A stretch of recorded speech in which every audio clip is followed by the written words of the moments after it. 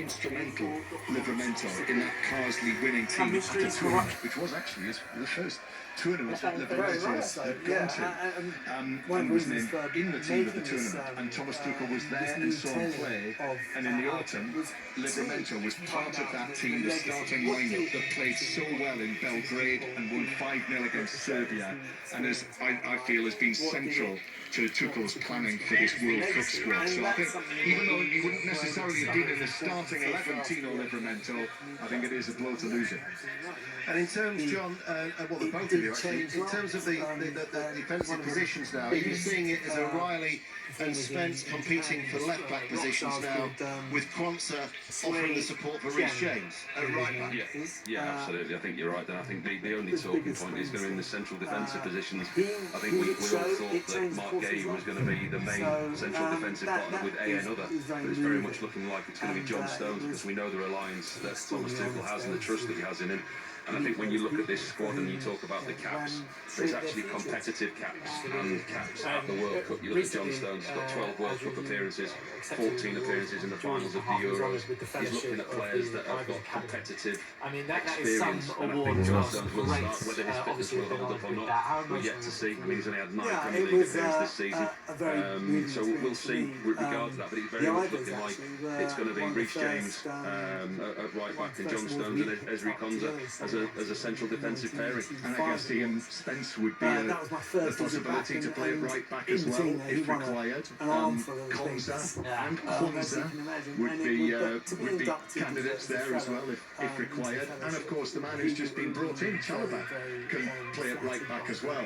And I just wonder, we were talking before, weren't we, about this, the choice of Chalobah, another central defender, whether that, I mean, we could find out from Thomas Tuchel later perhaps, but whether that means that there is a question mark in terms of the central defenders.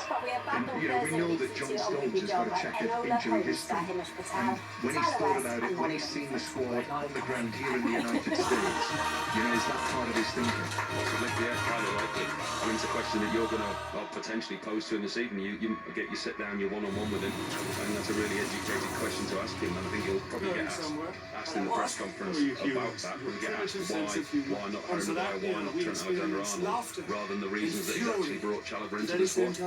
Oh, then you'd love our tactics correspondent was interesting on this on the BBC Sport website. He said that Tuchel will be hoping Reece James, familiar with the demands of this system, will play every game, but in deciding not to call up the likes of Lewis Hall or Trent Alexander-Arnold, he's sticking true to picking a squad that minimises the potential outside noise, asking why big-name bench players aren't starting. So more on that on the BBC Sport website. We've also learnt today, John, that Thomas Tuchel's contract extension to lead England beyond this World Cup is subject to a performance clause. Tell us more about that.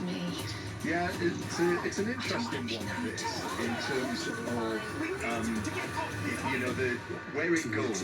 If England do exceptionally well, so the suggestion seems to be that England would be able to hold him to a contract if England, you know, exceeded or met, indeed, expectations at this World Cup. And then there were other clubs who would come in wanting to move.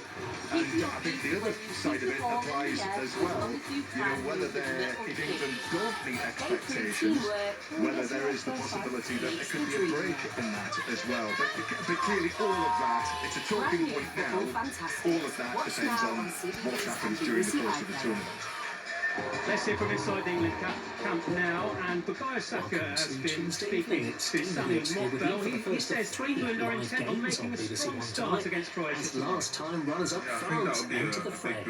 In order to watch this and other World Cup matches, you need a TV license. Confidence, but at the same time as well, it's not how you start. You know, we've seen that in the past. A lot of winners. But yeah, we'll just focus on winning on Wednesday and take it from there.